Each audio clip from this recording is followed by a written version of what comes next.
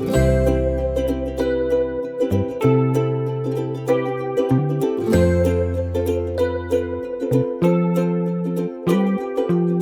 afternoon, everybody. This is Robin Ayoub again from the Localization Fireside Chat, your favorite podcaster. We're back-to-back podcast recordings today, Friday, December 12th. It's my father's birthday today.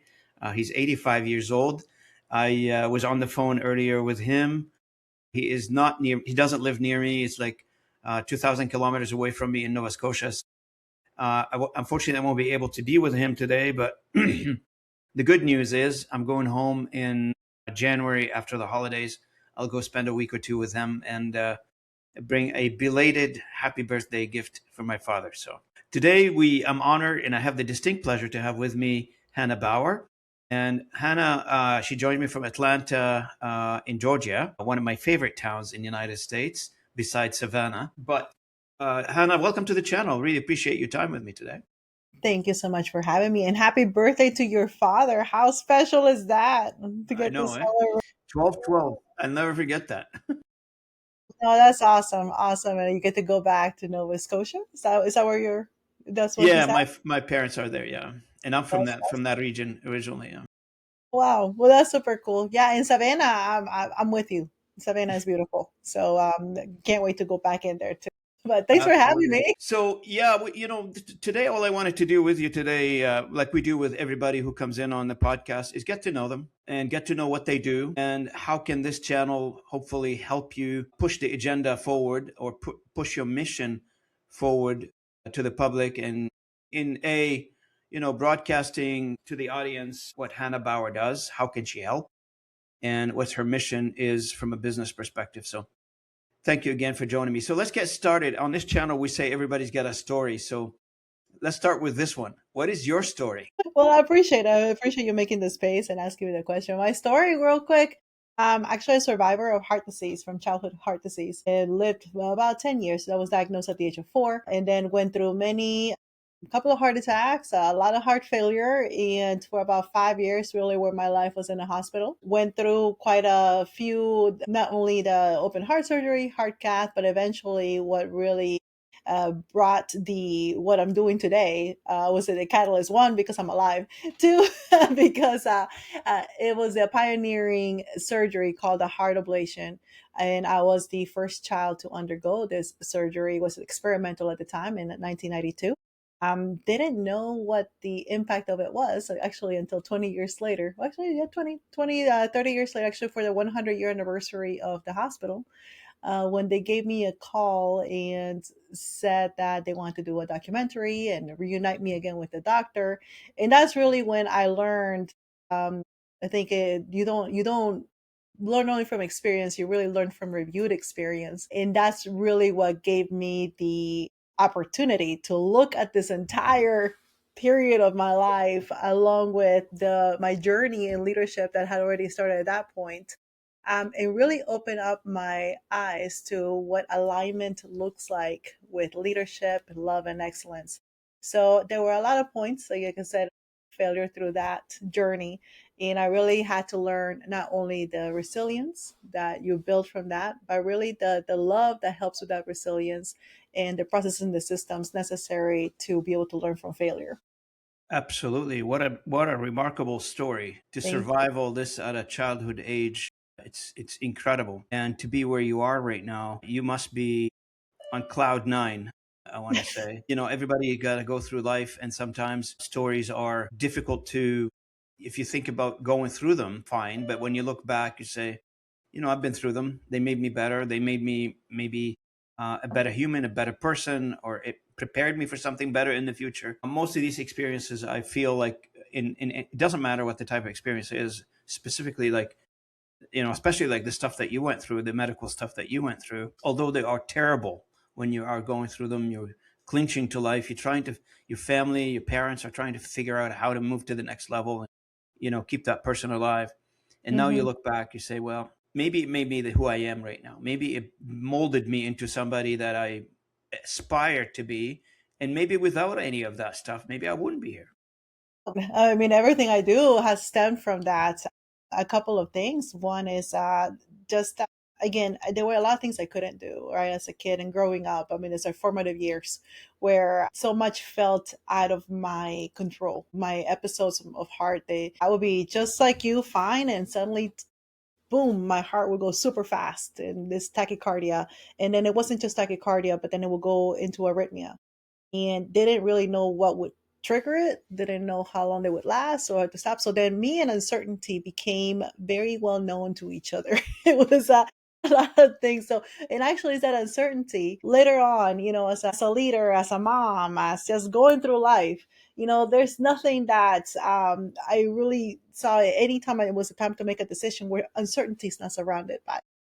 Honestly, the greatest of opportunity, your greatest of opportunity, is surrounded by the greatest of uncertainty. And really, that became such a real pattern theme in my life where I started seeing that to where not be afraid, which definitely there were a lot of reasons to fear, right? I mean, especially as a kid, physically, there's a lot of fear in that what was going to happen next. But later on, when I started seeing, like, wait, I've been here before, I've felt this before, I've seen it. And what can I do right now to turn this uncertainty into something that is going to work for me the best that it can, but also that can help my team, can help my family, can help, my kids. And I would say that had I not gone through that in my body, I probably would not, I was more than likely not be able to do that with what I do in serving leaders and serving other people through times of uncertainty. Now, reflecting back on all of this from your side, how old were you when you were going through all this? I was diagnosed at the age of 4 and it went through until 14. It was when the surgery was performed, but my heart attacks went at the age of 10. So like the severe heart attacks, but then consistent heart failure. So it was really a period of about 10 years Hmm. where I was learning to cope really because there was no cure in sight. At the time, there was not Yeah.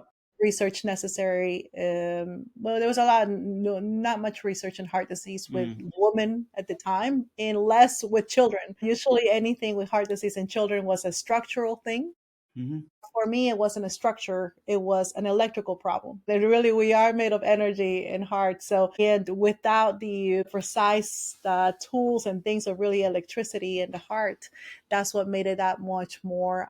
How do you manage this, right? I mean, they tried everything. What I found it interesting is that, again, later on as I'm learning, well, I didn't know what that the heart did, what it did. Later on, Mm. I learned, like, oh, okay, well, there's these nodes, and they were trying to get rid of these nodes, right? Like the nodes that made the heart spark and beat. I mean, that's what really makes our heartbeat is energy, basically short circuit every time. I had too The many of those. Energizer Bunny, right? Right. That was the thing. Mine, it was too many. And it wasn't like, and they were sparking out of rhythm, right? There were so many. So that goes to tell everybody you can have too much of a good thing.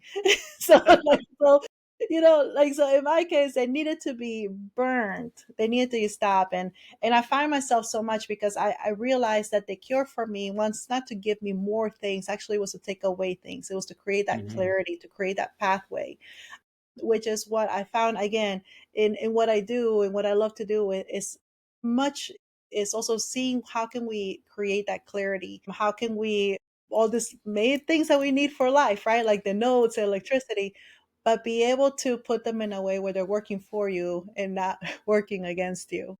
100%. Now, you're involved in many things after this. I mean, you've developed your life after that and you've moved on and you're involved in many aspect of things. Hmm. And the John Maxwell team, I guess you're still with Yeah. those guys. Yes. Heartonomics Enterprise, that's the My communication company that you created. yes. And also a member of the board of directors for Sir Familia Inc. I guess we'll get to know them a little bit. And there's something called faculty. That's the Maxwell also, right? Correct. I'm faculty with the So what is let's start with the Maxwell team. What is that? I'm not familiar with it. So John Maxwell, he's well known for his books. He's got over 65 books, considered a leadership guru. I actually was introduced to his material when I was in a hospital as a teenager. And funny thing is that his headquarters was also in Georgia. And actually, one of my first leadership events, as you would call, was when I was able to attend a recording of the 21 Irrefutable Laws of Leadership, which is what he's the book that he's very well known for. So he helps leaders to, he has a certification for about 56,000 coaches right now worldwide. And it's about valuing others, adding value to them through leadership systems. And you've been with them quite a bit now, 5 years, right? Ah, yeah, since 2017. I was Yeah. certified with them in Okay. 17. Yeah. Okay. And so what is Heartnomics then? Is that like connected to it, or this is your independent? Well, Heartnomics came after I sold I had a publishing company, so about 15 years.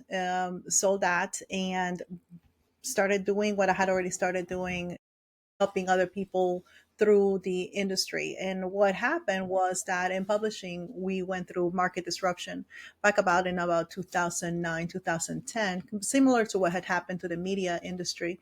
And I had the opportunity not only to go through that, that's where a lot of my learning points came. A lot of my failures and learning points came from going through disruption in leadership and also in the business. So that's where I got to get equipped with becoming a black belt in Six Sigma, continuous improvements, and not only learning this theory or this stuff, but actually had to put it into place.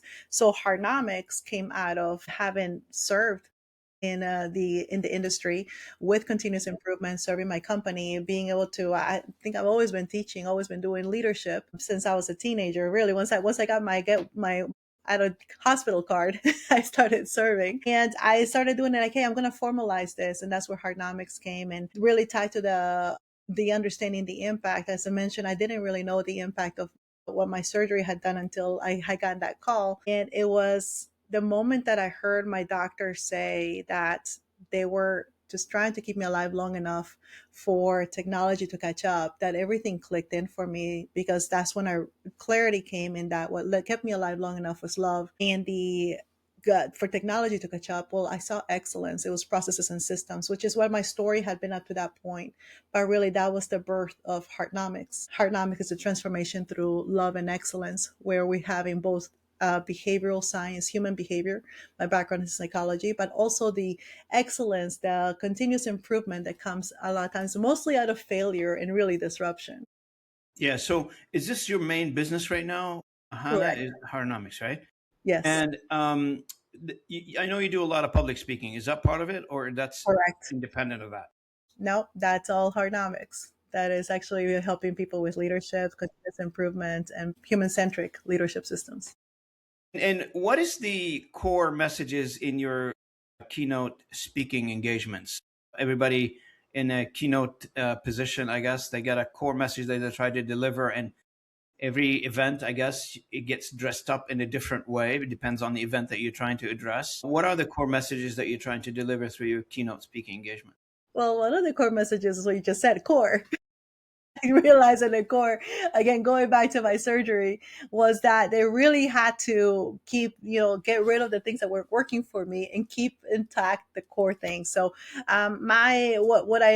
where I bring the leaders is that alignment, and alignment with what? First, your value system, and that's my framework of heart, and then is the internal alignment for the individual, which is the BEAT method, is a believe, engage, act, transform, and then the organizational alignment, which is core: cultivate, optimize, reach, and elevate. So the core message is really, well, not just about doing the thing. We can all do the thing, we can all do the busyness, but doing the right thing. And the right thing is attached with your purpose, with your values, but also doing the right thing the right way. And the right way is a commitment to continuous improvement. Heartnomics is a solution for those leaders that are looking at doing the right thing the right way, and the commitment to serving the others with their products and services. Absolutely. And with such an interesting story of how you hung on to life until technology catch up so we can find a solution for a health problem. A lot of times when you sit back, I'm assuming, and you think back of what happened, and you must have thoughts around, science advancement, and Mhm. divine intervention. That's another one too, that I truly believe in that, because Yes. we're all hanging on by not because of our own power and own will, but there's above power, God's power, that is bestowed all over us. We could disappear tomorrow from existence. if That's so he correct. wishes. So, have you ever thought of that? Have you ever played a role in your life? Oh, 100%. I mean, first of all, what is love? Love is God. You do not know God, you do not know love. And that's really the core message in Heartnomics. It starts with love. But again, as I think, as I mentioned earlier, I had two heart attacks. And the first heart attack was very impactful. The For second the heart, audience, this is heart attacks at a young age. This is not heart yes, attacks now. Hannah no, was talking about heart attacks at the age of 10, I think, right? right at the age of 10. And actually, it was part of that, right? Because going through the disease, my main concern at the time, my immediate main concern was keeping my mom happy, keeping my dad, just trying to Yeah, take I was going away to ask you, how did your whatever. family handle all this? Well, I don't think I ever really understood it until I became a mom myself, because I can't imagine what my mom felt like. I was the patient, right? I'm the one who couldn't breathe, but as a mother, not being able to help your kid breathe, and not having a cure or a medicine or something that you can do to help.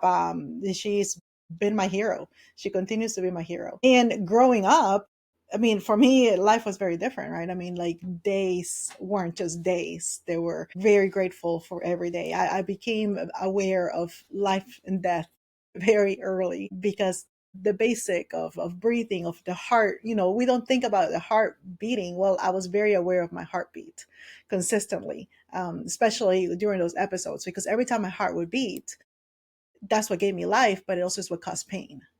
I would live with a lot of pain every time my heart would beat. So it was more like, did I even want my heart to beat? Because I just wanted the pain to stop as a kid. Hmm. So going through that, yeah, God was a part.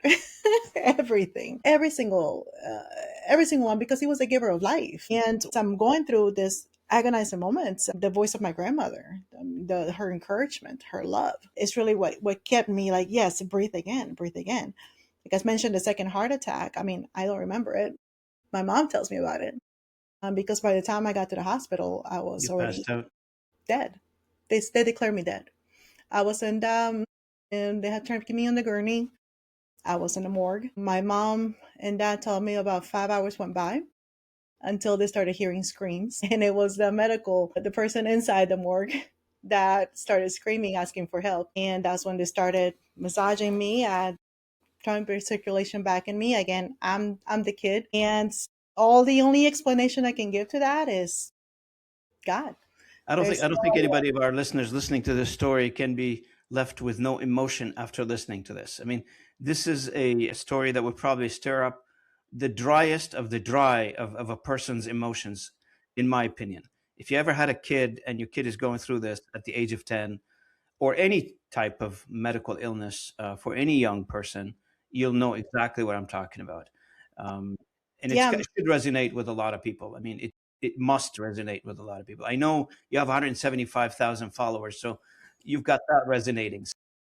yeah, no, and it doesn't. I mean, I can really spend a lot of time just in the leadership lessons I learned from my parents, because that night, it was that evening that my parents decided to leave everything behind. It was that night when I came back, when I was again they were able to take me home. They decided to leave what they knew into this country, right, into the USA, a country they didn't know, with a language they didn't know, with people they never worked with before, but in search of a cure that didn't yet exist. And it was actually my father. The only reason why he said Georgia was because he saw it in a Reader's Digest magazine.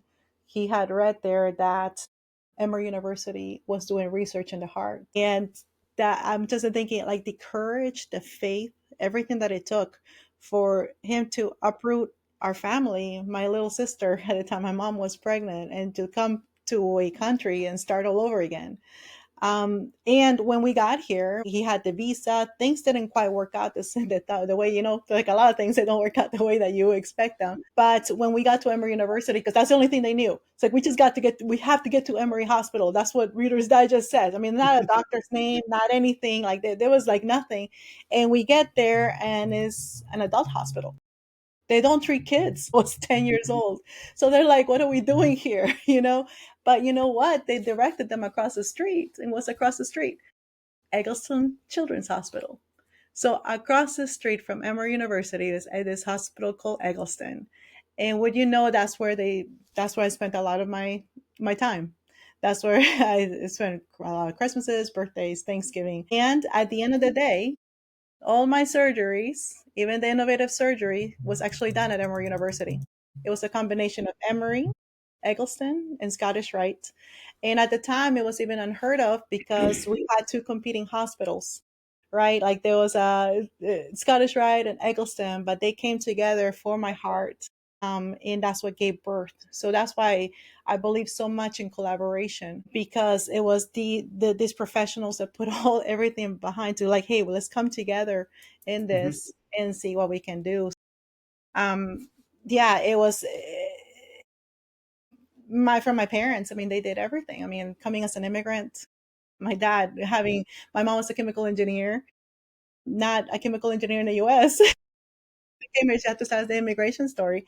My father, who came, with the visa, with all these hopes that he was going to get to do what he was doing back in Venezuela, didn't happen that way. He ended up pushing grocery carts, cleaning houses, painting walls. And me, there wasn't a cure in place. I mean, I still am going through all this stuff. And let me tell you, it was very hard, especially after my open heart surgery, because that one failed. It didn't work. And it wasn't like, oh, we expected months later I had like normalcy. No, they test you right away with adrenaline to make the heart go into the erratic rhythms, and it didn't work. So as a kid, learning when things that you think are going to work don't work, and there's no immediate next step.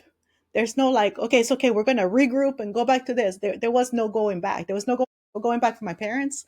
There was no going back from the open heart surgery. There was no going back. But realizing that all of those are really a step in the right way, are a step into progress, are a step into really the future that God had for us, and to give us life and to do what we're doing today. Absolutely. We're so blessed to have you with us, Hannah. Oh, I appreciate it. I'm blessed to be here. Thank you so much. Now let's dive into all of this have prepared you to where you are now and what you're doing right now.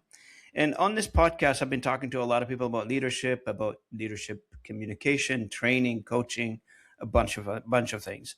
And personally, I do some CEO coaching one-on-one for small to medium enterprise. You seem to be working on the Fortune 500 scale. Yes. I love working with the small to medium enterprise. Just easier on the bureaucracy side. Nothing against the Fortune 500, but I don't like red tapes too much. I don't think I do either.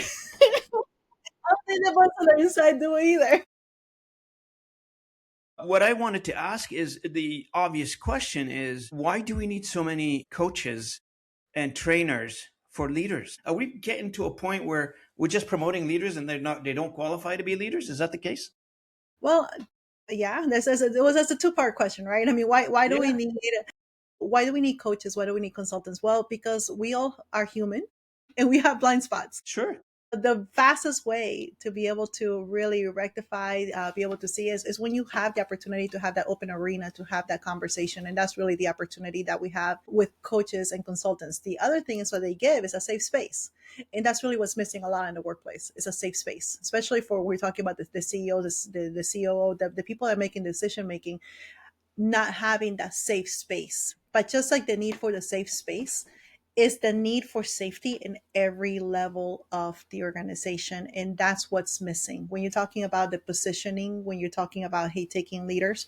And what I've come to find, even overall, we see the indicators, even with globally, that we are in a trust crisis. Trust has been broken. Integrity, it's almost a bad word attached with accountability. And again, it's because the way it's been used. I mean, there was honor in being integrous. It was something we respected, to have integrity. Nowadays, it feels like integrity sometimes is being used as a way of, okay, I'm glad you said it, but and then there's the punitive aspect that may come with that, because now we're going to hold accountable, and accountability is looked as again something that is bad, when really accountability, and that is one of my values, it's community. You can't be accountable just to one yourself. It starts with being accountable to yourself, but really when you're talking about accountability is that commitment to one another, and you can't grow. So why do we need the coaches? Why do we need the consultants? Why do we need that? Is the best way I can express it. I don't know if you've been to the Panama Canal or not.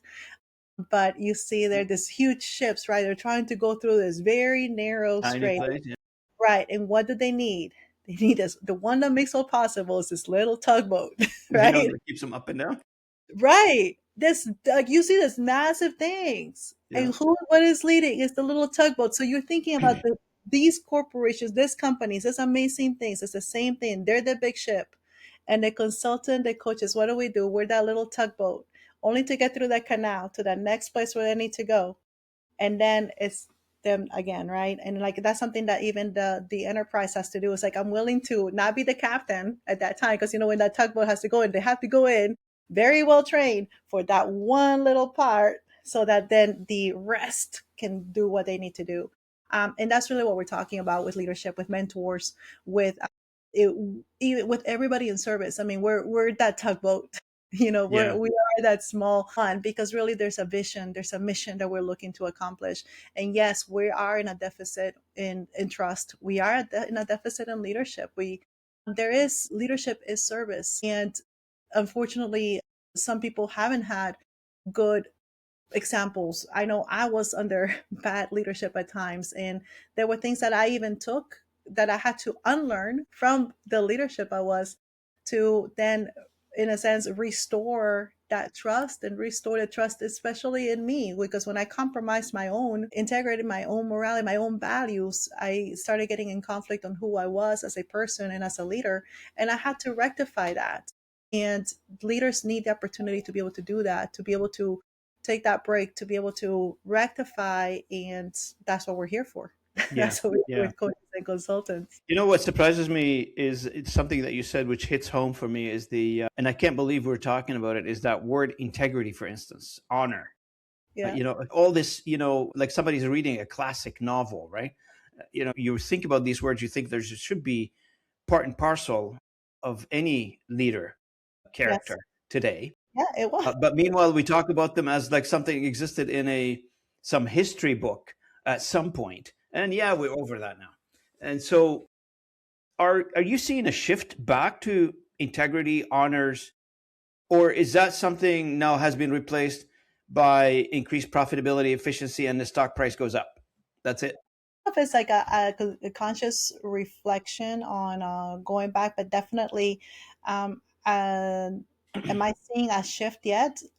No, but I think conversations like ours are a shift. I think acknowledgement and starting to look at it like, wait a second, actually the barometer, there's an Edelman barometer on trust that is given the indicators. And I think at the end of the day, when we're talking about burnout, when we're talking about disengagement, and when we're talking about all of these things, there really are is symptoms of lack of Yeah. trust. Yeah. So when you're talking about the income not coming in or losing profits, well, that's going to be very tied also to the trust factor when you don't have racing fans inside the company, because your do isn't matching your say, the way that we're doing things. So those raving fans aren't coming from inside. Well, those raving fans are not going to come from the outside. It's the sustainability question comes in, that when there is no trust, the sustainability becomes very hard, because we just can't do it all the time. When there's no trust, there's no relationship. Business is a matter of relationship, if you don't have trust, well, you don't have a relationship. You just don't. You gotta Yeah. have trust in there. So is there a shift? I hope so. I mean, I'm talking to more and more people about it. So I think, at least, I think everything starts with awareness, right? You just don't know what you don't know, and maybe you think that maybe I need to deal with the engagement problem. Maybe I needed to deal with the fact that I'm losing talent problem. I need to deal with employee retention. Well, that's a symptom of trust. That's Can right. you That's right. trust on the parts? I think now that we're digging deeper, because we've thrown a lot of resources, we've thrown a lot of tools. I mean, we have all kinds of technology tools, even that will keep the trust factor into place, because we can now micromanage better. Well, maybe not. So it is definitely a conversation that's happening. I believe that voices like yours, voices like other people that are coming out and making space to talk about this, Hmm. we can definitely cause that shift. I mean, that's really what we're looking at, and we need to Yeah. be able to evolve. Imagine like a company, for instance. I interviewed somebody. His name is E.A. Clark on the channel, Hmm. where they market the company to the candidate. So imagine a company out there wants to hire somebody, Yeah. and let's say I don't want to go too far. Let's say I'm the candidate and somebody's trying to hire me. I would rather 100 times more I can work for somebody who's got integrity and honor, and they demonstrate that, because there's nobody going to come into me, and I can't walk into anybody off the side of the street and say, "Hey, trust me." Trust is earned. It is not demanded. It is not bought. You have to earn it, and by marketing to the right individual based on those two factors, I think if it's added to whoever you're looking for, like I used to say, you have a job ad out there, you're looking for, I don't know, chief technology officer. Hmm. And if you've got that baked into the DNA of who you are as a company, you are going to end up with that culture shift that we talked about. Yes. Well, because there has to be alignment. And I think that's the thing. I mean, when we're talking about in alignment and values, because really when you talk about trust, it's like, well, these are the values that we hold. This is how we live them out. This is what they mean to us. And to the individual that's looking for a place to work at, hey, do those values align with me? Is that the type of work? Is that how I want to do the work? Not only what work am I doing, but how I'm doing that particular duty or whatever service that we're doing. So the alignment question comes in, and definitely that needs to be part of the hiring practices. That has to be, Yep. because we see that when you're Or the not in promotion for that matters, because sometimes people are promoted internally, right? absolutely, because if the leader is the main ambassador of the mission, the vision, and the values, and if the leader doesn't align with that, well, you can't expect everybody else to do it. They're the first one. A leader knows the way, guides the way, shows the way. So they have to be able to show this concept that we're talking about values. Well, what do they look like? Well, that's gonna the only way that they look like is the way that decisions are made, the way that And, the effect. and generally people hire to their liking, right? To their own image, generally. Generally, yeah. Well, this is where we really need to work. I mean, that's why I love this. That's why I love the communication part. That's why I love motivators. That's why I do love assessments and being able to look at it so that we can both strategically align. And there's not a problem with alignment. Sometimes, like, well, no, we did that years ago. Well, look at race cars. Race cars, the super really good race cars. They're in that race, and guess what? Every time they have to pull over. Why? Because they were used. They're top notch, and they have to realign. They have to quickly change the tires. They have to make sure everything's in place, because if they don't, they're not going to be Gas in the car, precise. how's that? Yeah, You it's run the out of same. gas. Absolutely. So it's not like, oh, we're failing. On the contrary, it's because we're doing good, we're doing great, we want to do even better. That we That's do right. need to align. We do need to put the fuel in. We do need That's to. right. I mean, there's as much. And I'm not sure if you agree, Hannah. A lot of times with these companies, they develop their own echo chamber internally in terms of conversation, tradition, processes, etc. And specifically when it comes to talking to somebody like you, for instance, now or like me in the small to medium enterprise companies, we bring like that outside view. This is what's happening outside of your walls, by the way. Just so you Mhm. know, Mr. CEO, Yes. this is, I know you read the news. That's good. I'm glad you read the news. But there are news that they're not written. There are information that is not on Google. And I'm here to share that with you. I'm here to share my perspective. Is that what you're feeling there? Yes, you definitely feel that. But I mean, again, there's an invitation, right? I mean, you bring in the things. I mean, you may come in because people may say, well, no, we have a miscommunication problem, or really we have a disengagement problem, or we have all these things. So it does take a humbleness from the leader, and the leader to be ready. It's not only the tool, but the readiness also internally. And that's definitely work on both. I mean, the leaders inside help with that readiness. I was that. I mean, honestly, when I started my leadership journey, that's what happened. I started leading a lot. I like, you know what? I did know service. I knew love. I knew all these things, right, that had happened. And then I started hearing, no, that's not the way we do things. We need to do things this way, and then this is the way that really works. And then there were some really great things that came out of that. I learned a lot about process improvement and change management, but then I wasn't listening to my people, which caused me to not have that report. And what happened when I didn't have that report? Well, I wasn't getting their ideas. I wasn't getting the talent, the reason why I hired them to begin with. I wasn't able to collect that. And it did take somebody from the outside to like say, Hannah, I remember that. And I remember like this particular one, I had received a resignation letter from somebody I had really, really trusted, and I'd invested so much into it. And I mean, I was hurt. I was taking it all kinds of personal. Say, don't take it personal. I was gonna take it personal. And I remember my coach, he's telling me, well, Hannah, okay, well, you're thinking like a CEO. Now think like a leader. And I'm like, what? Like, what are you That's right. talking about? That's right. And it does. It is. I was in the position. I was a positional person, and I wasn't looking at the what I needed, the earning aspect of getting the permission from my people to not only lead, but the permission from them to be able to even be in the room to hear their ideas and to be able to implement change. Yeah. Now, from your experience, and I think you've had a few of those sessions with many leaders, what are they struggling with the most right now? In your opinion, what are they struggling with the most? What is the problem now that we're trying to solve?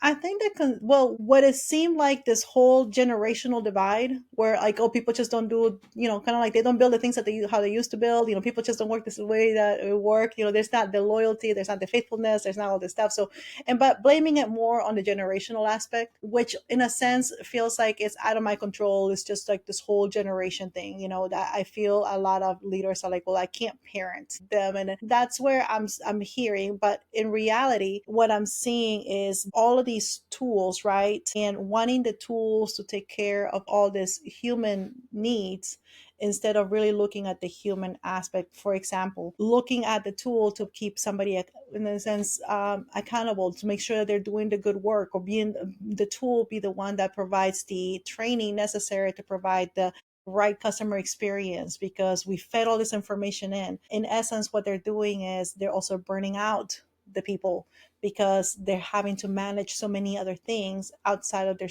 not only the skill level, but also what are you really trying to do. For example, a salesperson who is needing to connect with the other one on the side, yet is getting there's transcripts, is getting like, the how the other person is reacting or not, then having to know which one would be the right solution. All of these things, they may have so many programs open, and then after that we're going to review them all. Great. But what are you reviewing them for?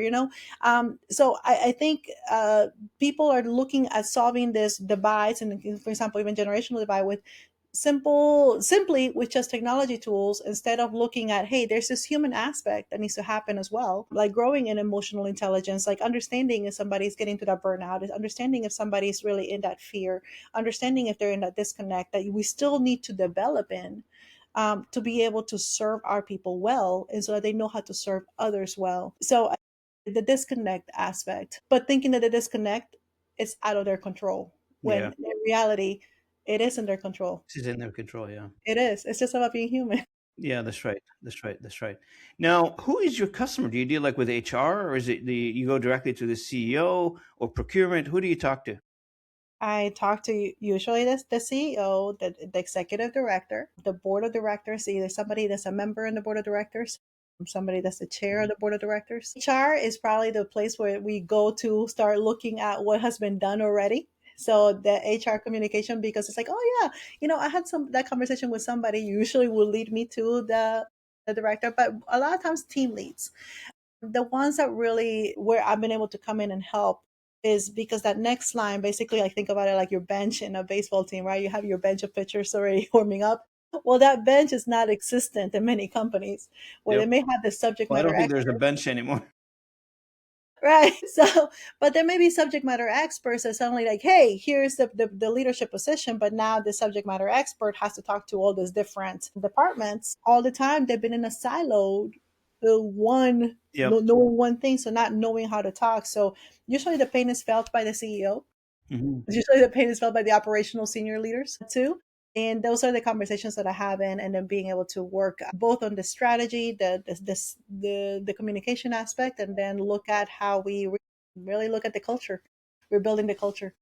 What does an engagement look like with you and your company, Hannah? So it looks like what different with starting with assessments. So we can do that with the executive coach. Sorry, the executive. We do executive coaching both with him or her and their immediate line. So if they have either if it's a board of directors, if it's the 4 or 5 key personnel that they work with, usually that's what we do. The initial core team from that is then defining, well, what are is it a skill thing where there may be a skill gap? So we will do some analysis with the skill gaps, or is it more of, again, the emotional intelligence and some of the what people would call soft skills? For me, they're essential skills, like talking to each other. I hate it when they call it soft skill. It's so essential. They can't give without it, but they call it soft skill. I know.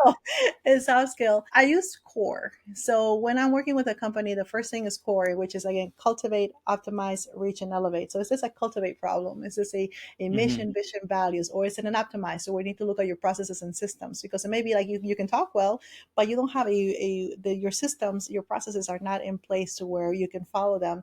Or is it a reach problem? Basically, is your internal communication, external communication, what's going on? Or is it an elevate problem where we need to innovate right now because we're being disrupted. We need to redefine what it is that we want to do, our market positioning, and then look at strategy. So I use core for organizations on how we can work best together. Absolutely. Now, after the engagement, and let's say customers have been working with you for a while, and do you use any metrics or markers to measure progress, success? What was effective, what was not effective? Well, yeah, a lot of companies already, if they already have employee satisfaction, Yes. that is one that is looked at. Do you believe in Utilizing that? their I don't same. believe in that. Do you believe in that? I mean, it's a tool. If they're being monitored and asked, if it's attached to things, no, it all depends on the culture of the organization that they really want to hear it. So, if it's anonymous, more than likely they'll be right. If they're not anonymous, you might have different things. So I think one of those. And I mean anonymous, not that you do I'm it gonna do a digitally. podcast specifically on this one. I got so many ideas on that one. Well, if it's digital, you can still follow the IP address. It's not really not anonymous, so people still don't do it. So if it's Find out who digital, you no. are. But if you have some way, you know what I mean. So if they have that, because the last thing another company wants to do is one more thing. So we're going to look at what do you have, what are your current markers that you use. So if they do some sort of assessment with employee satisfaction, we will do that year over. I will ask to look at that year over year because you will see uptick in morale when there's clarity. People feel better when there's not only clarity, people feel the burnout. So we look at those. We look at turnover. So that's the other marker because in the turnover you're talking about creating that loyalty, and then when we're talking about bench, that creating that next bench, looking at what is the turnover rate looking like right now, and then of course if we're doing optimization or process improvement, well, you should see your margins. There needs to be margins, maybe just the concept of having margins, but we're looking at where the margins, especially in the income created. So that's the other marker that we're looking to in seeing the progress overall. So one last question, and we'll wrap it up. I guess my biggest pet peeve, and I don't know your opinion on this one, is something called leadership development. Every company I worked for, they have a program called leadership development. In Uh-huh. my opinion, in my humble opinion, it's as useless as a program as it can be. The best leadership development that I got, it was in just my personal experience. I was working for a telephone company, small telephone company in Eastern Canada. The CEO comes, I was a young engineer. The CEO, I didn't know who was the CEO. There was no internet. I can't, I know the name, but I don't know what the individual looked like. So somebody comes in and kneeled beside me at my desk, and he see me working on my Visio diagram, building networks, whatever I'm doing. He introduced himself and he said, "So what are you doing here, sir?" And I was explaining like what I'm doing on my monitor. He said, "Uh huh." I said, I looked at him. I said, "Is he?" I'm thinking like, "Is he allowed to look at this? It's information maybe he shouldn't be looking at." I said, "So who are you?" He introduced himself. He said, "My name is so and so. I'm the CEO of the company." I said, "Wow, now I'm paying attention." I said, "Great. Right. So nice to meet you, sir." He said, "Look, we've been keeping an eye on you for a while, and there's a place for you in this company. And our vice president of HR will be talking to you soon." And that's it. And I was promoted from there on. Like every few months, I was promoted. It was that moment that really defined me as an individual. I didn't work for that company for too long because uh, I was stolen by another company to go work for them. So it was that moment that defined me as an employee, and I saw as a potential in that honor and trust that we talked about earlier. That individual today is like 90, in his 90s, 92 years old, I think. He's still around. I still send him like, we still exchange messages and stuff. I'll never Mm, forget that individual. It is not about how many people that you started the conversation with, that human aspect of things. hmm. And it's still to a large extent, as much as we throw bots at this, Yeah. that particular aspect of it is still a human to human relationship. Yeah. No, 100%. So what do you think of that whole leadership development? I have a bad view of it. I don't know why, but I do have a bad view of it. Well, it's a category, right? Like, I mean, in absence of knowing what to call it, people have called leadership development. But in reality, what do leaders do? I mean, how do you know you're a leader? Well, you develop other leaders. I mean, that's really that's it. Absolutely. So, how do you want to know if you have developed as a leader? Well, how many leaders have you developed? That's the But how do we question. know an orange tree is an orange tree? It develops oranges. Right. So, Period. bottom line, that's really, you want to check out what your leadership development is. It's not how many courses people took. It's not how many people signed up. It's how many leaders have come out of the leadership that you're That's doing. So, right. that's Absolutely. the true metric that we're talking about, because that's what it is. I don't have to tell you, hey, I'm a leader. You just see the people that are Demonstrate it. in my trim. Right. The fruit of I, their labor. Absolutely. And you'll see Yeah. that with people's like, I mean, I see that with like, even with my kids with a coach, they want to be under a certain coach. Like, oh, why are you going to coach? Because that coach is going to create this caliber of player, right?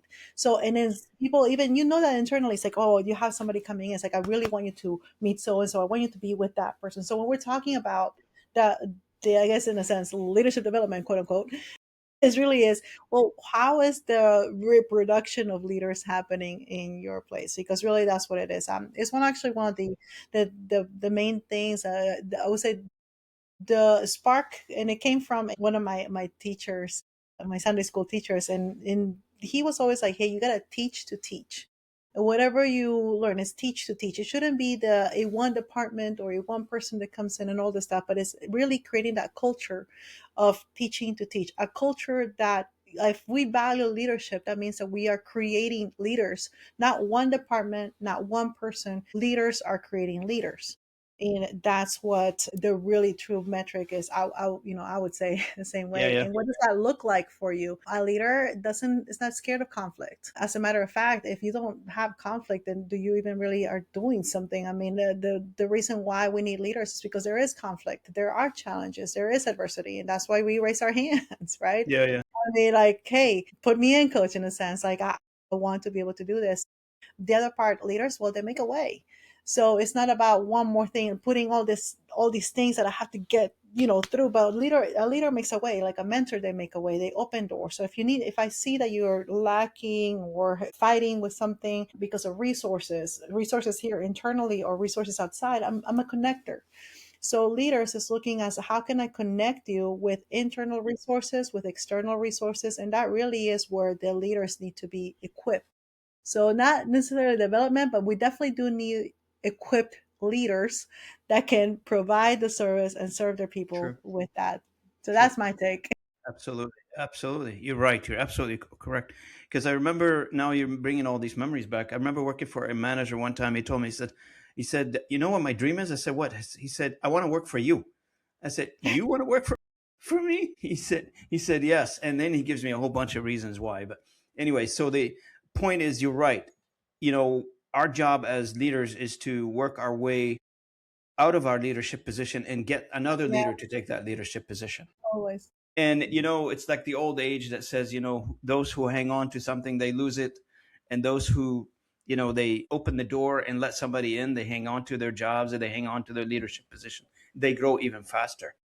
So Yeah. you're absolutely correct for that.